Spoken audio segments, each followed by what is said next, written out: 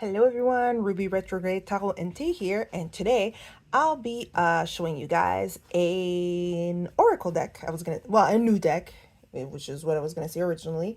An oracle deck that I received, that I had backed on Kickstarter, a little bit because I had its predecessor.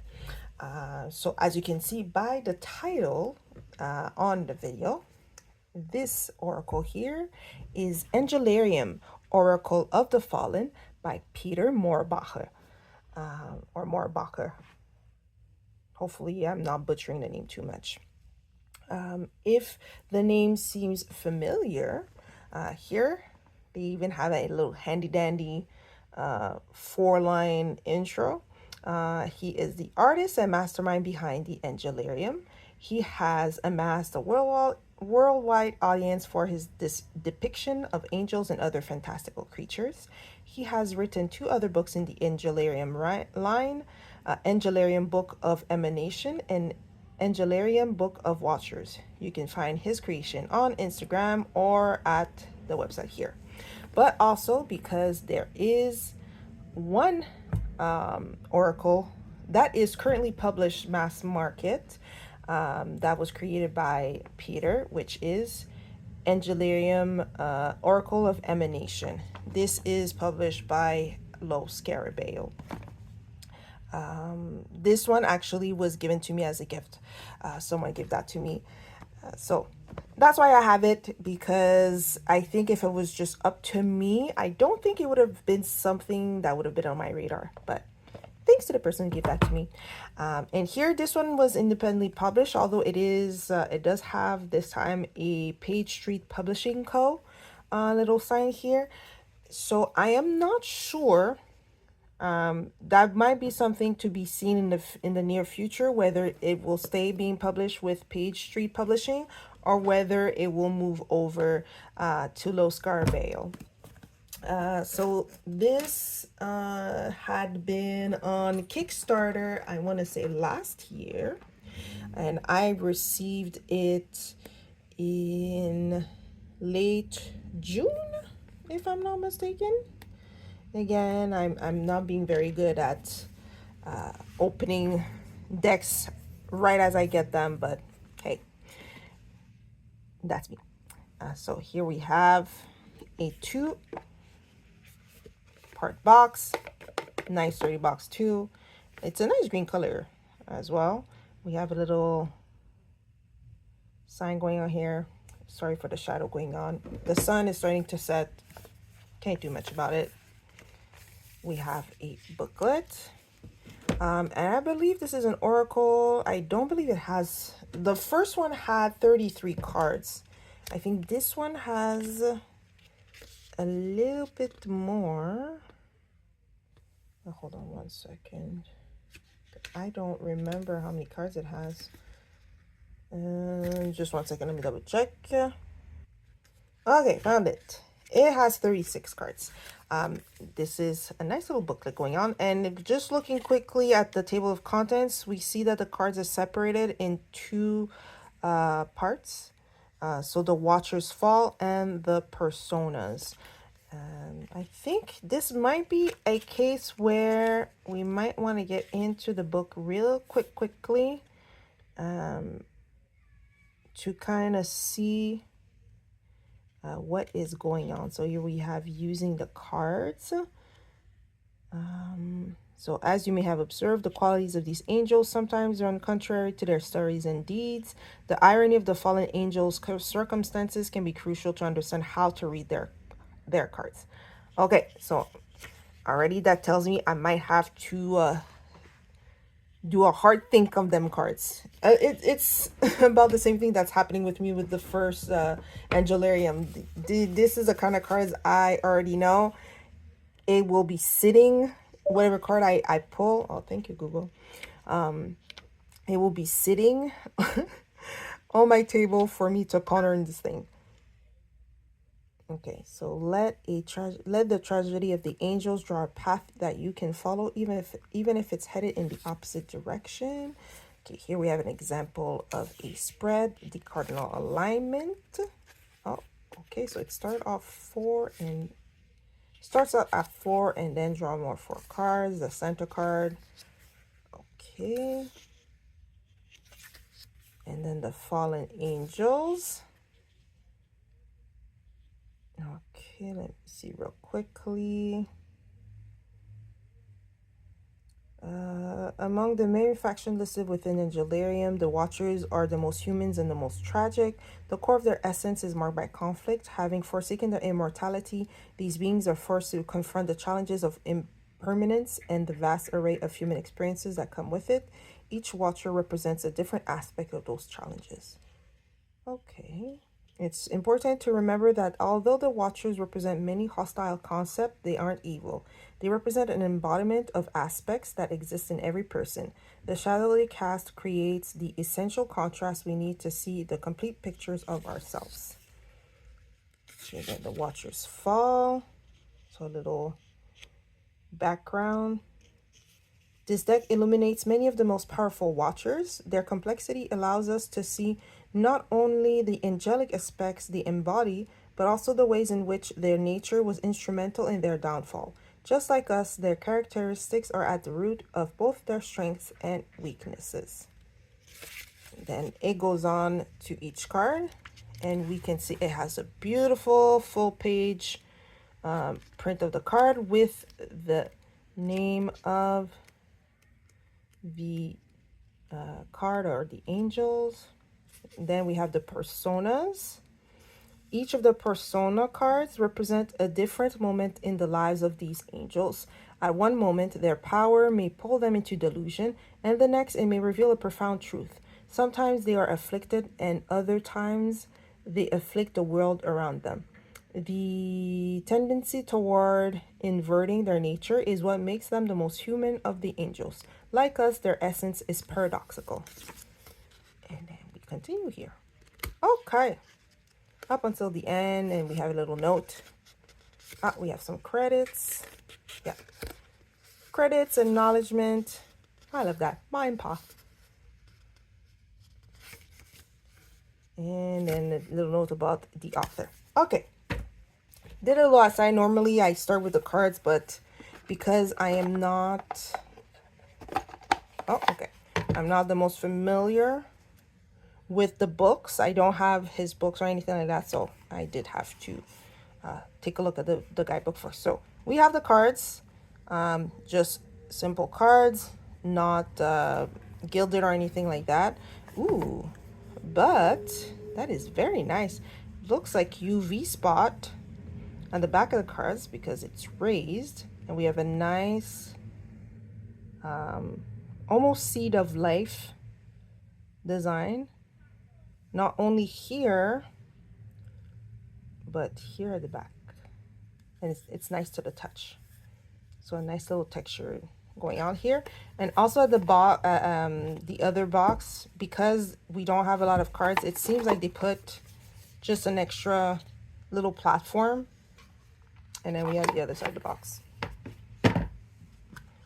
In terms of the cardstock, it is nice, not an issue. It has a nice flexibility to it. Feels pretty sturdy. So, and it smells good. I did a little sniff. Yes, I did. So let us zoom in and take a look. You know what? I'm gonna move you because you're in the way. Sorry, little piece of selenite. So let us zoom in and check out the cards. So we have the beautiful art without borders and just a small little caption of the name and title of the angel. So let's get started, I should say, with Samyaza, Angel of Pride.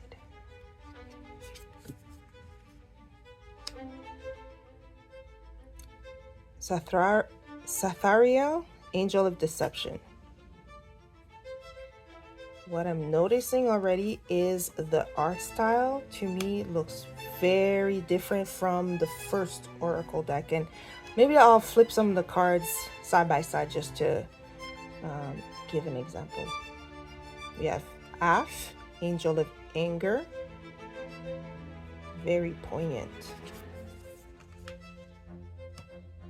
Bezaliel, angel of shadows, that would be imposing. Chazakoyel, angel of mists.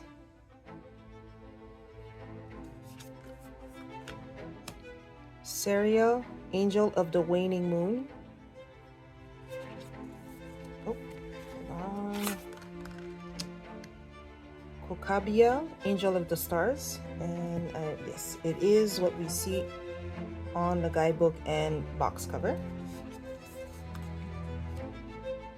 Azazel, angel of sacrifices. Samshiel, angel of the eclipse.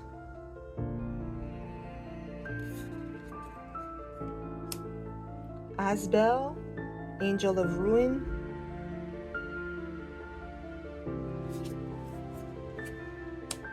Rahab, angel of the deep. Very interesting. Seems like a whole hook is going through the torso. That's gruesome.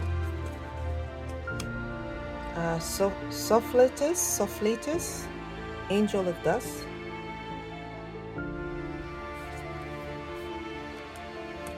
Barakuya, angel of lightning.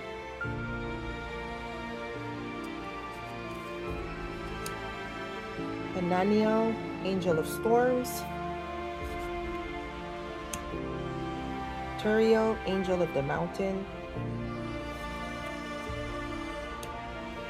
Gadriel, angel of war.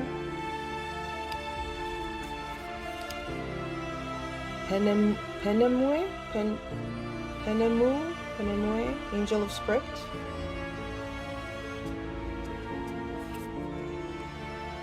Tamiel, angel of the unseen.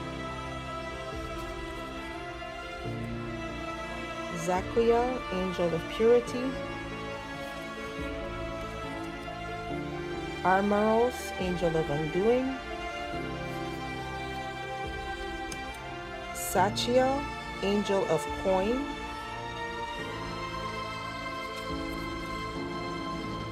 Butator, angel of calculation. I have to say that name kind of makes me think of a robot.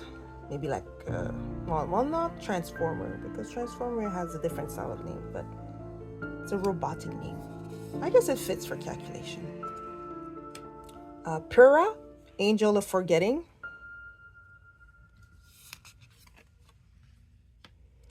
Apollyon, angel of the void. Okay, hold on. We're having this. There we go. Zachiel, angel of mercy. Klippoth, the shadowed Scion.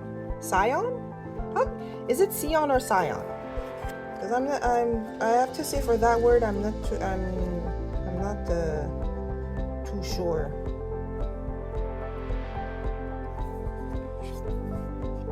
And now from here we are getting into the personas. Okay, sorry. Now, okay, yes, the personas. So now we have the exile, Azazel.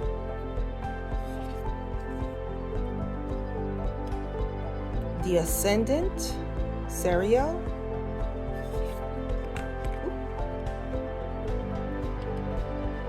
The prophet, Kokabil.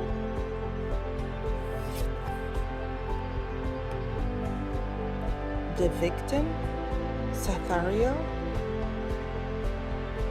So it's some of the angels that we saw that are representing some of these personas, because I do recognize that angel's name. We passed through it. Sathariel. The king, Samyaza.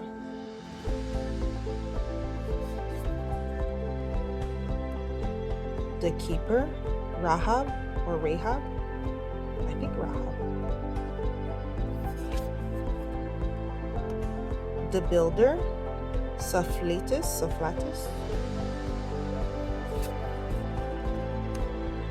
the destroyer, Ananiel,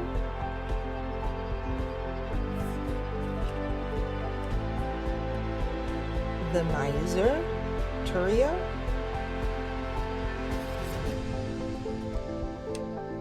the vessel, Baraquiel. Here we are, and this is what we have for the flip through of Oracle of the Fallen. Now I think what I want to do, actually, I was going to shuffle all of them together, but now I kind of want to separate them between, hold on, what was it was the personas and the Watcher's Fall. I just, if for no other reason than to see if perhaps the meanings of the cards are a little bit different between the two or not, because I'm not sure. I'm not too sure yet, actually, like, in short, if, I don't know, maybe one complements the other, or if it's one of those like shuffle it all together and, you know, use it as just like a normal oracle. Don't make separate piles out of them. Okay, so what there? You fell. What is this one? The destroyer. Perfect.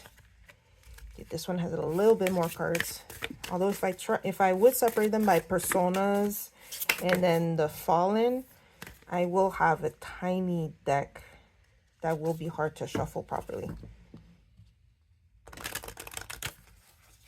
Okay, it's not too hard to shuffle. Yes, in terms of size, I don't have another oracle deck with me, but it's like this. It's standard oracle size. They are larger cards than standard tarot, but it is very easy to shuffle. I don't have any issues, and I did forget to mention that it is a matte coating. We don't have any issue. The only thing closest to glossy or shiny are the little UV spots going out here, but otherwise it's matte. No clumps. Shuffles very nicely. I don't have any issues with that. Or here, if we shuffle this, bends very nicely for a riffle shuffle. I like it. Oh, and also I forgot to mention, although it is an oracle, but you know, it is reversible. There's no issues in reversing it, but I don't think there are reverse meanings unless you want to infer reverse meaning. But I guess for those of you who oh, okay, well, there, since I saw you, I take you. And it's kind of interesting, the shadows with the destroyer. Okay, so let us see now. If we take a look at the table of contents, like I mentioned, we talked about the cardinal alignment was the spread, how to use the cards, and now we have Bezaliel. And how are they sorted? They are not sorted. Yeah, other than Watcher's Fall and Personas, they are not sorted alphabetically, and there are no numbers. So give me 2 seconds. Okay, I did spot Bezaliel. All right, so like mentioned, we have on one page a card that takes nearly the whole page. Name of the angel, what seems to be a little blurb about it, domain, card meaning, and yes, it holds on 2 pages. So let us read about Bezaliel, Angel of Shadows. Bezaliel's demeanor was calm and simple, but his presence made people uneasy. He had a blank, expressionless face that stayed half hidden by his hood. His shadow hung in the air like a specter, failing to stick to the ground. This twisted impersonator projected a ghastly sense of lifelessness as it floated nearby. In the right light, it was hard to tell Bezaliel and his shadow apart. If you couldn't say for certain which you were looking at, it was easier to just avert your eyes.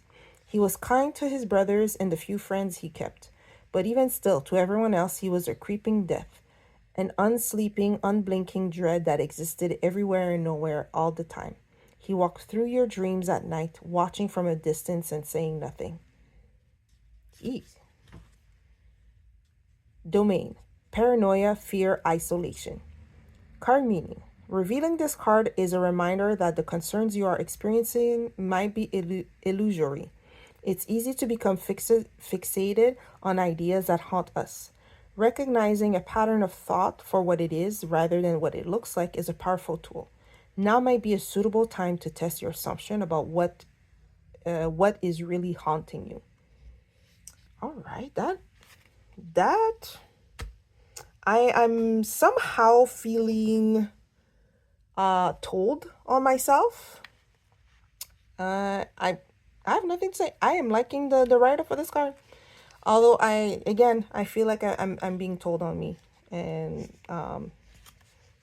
in case y'all don't know, I don't necessarily appreciate cards telling on me while I'm doing a flip through. At least, be nice and do it when no one can hear me. So now we're gonna go with the Destroyer, Ananiel,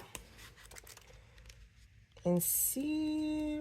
Well, flipping through it, I don't think there's any difference really, but let's see. Wait, hold on.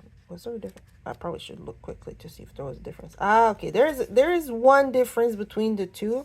It's the same thing where we have the page picture and then the name and title.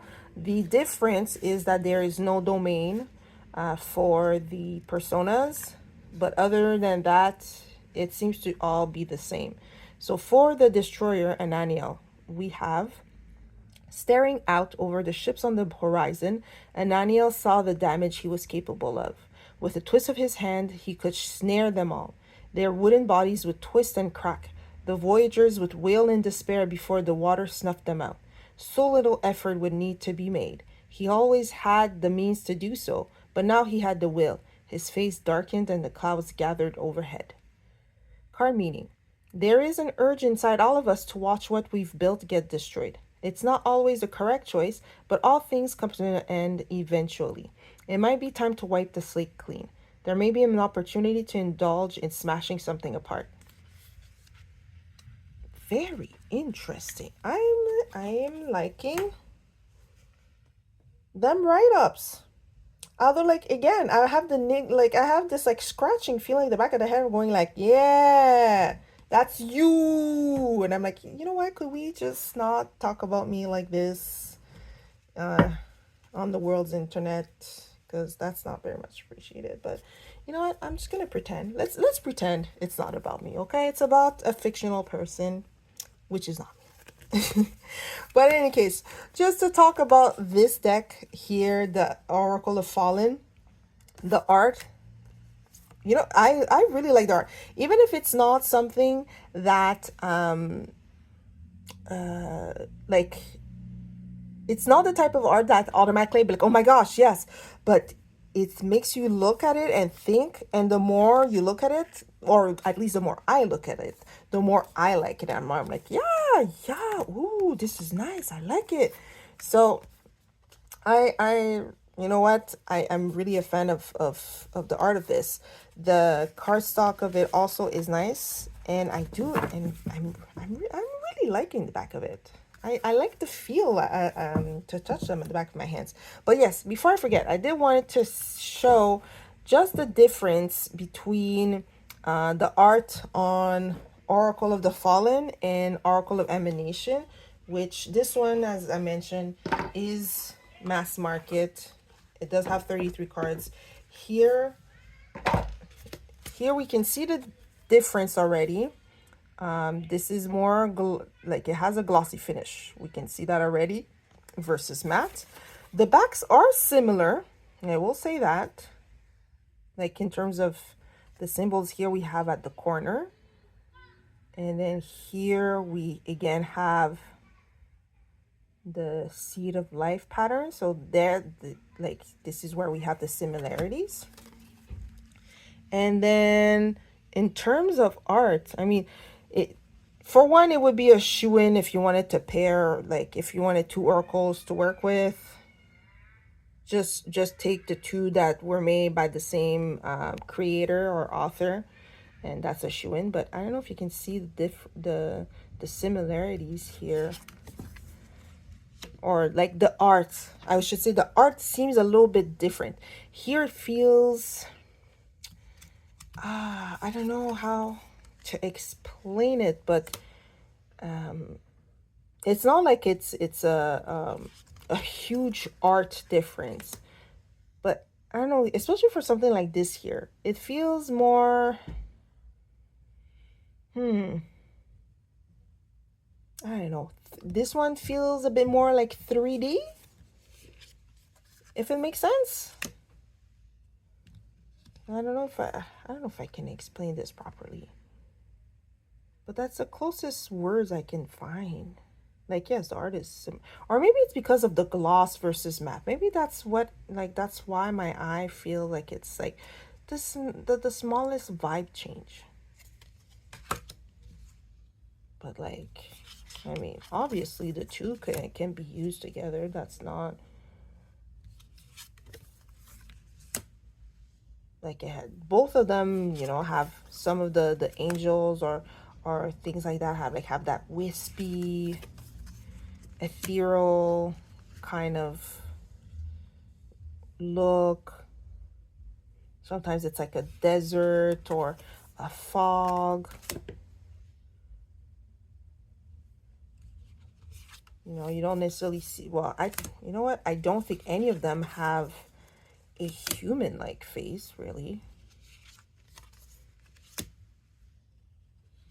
Okay, I say that, and then I have this one here. But it's very outer worldly. Okay, but I think you get the point. Like, it's like I'm going through like both of the 30 odd cards, but y'all get the point. And this one, I will say I don't work a lot with it because it's a difficult one. It's a difficult one. I almost, no, not even almost. As of now, this needs to be beside me, and I have to read it a good 2-3 times for me to feel like I'm getting what, like, I have an idea of what the message is supposed to be, if that makes sense. And I have the feeling that it might be a little bit of the same with Oracle of the Fallen, but maybe a bit less, because the card meanings, I seem to understand the card meanings a bit more with that one. So I think I might have an easier time with that one. And then, funny enough, where's that other deck? There was another deck.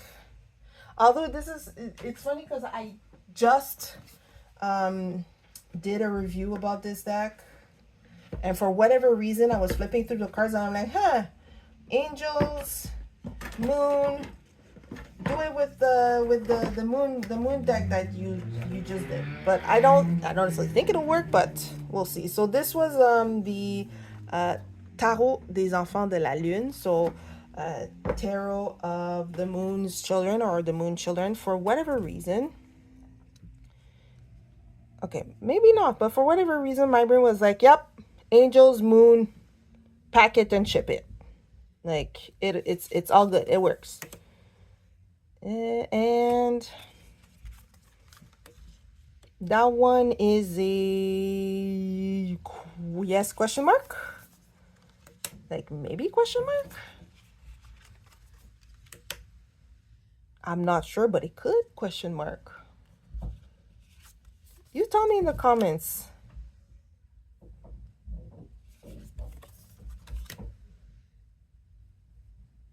Like,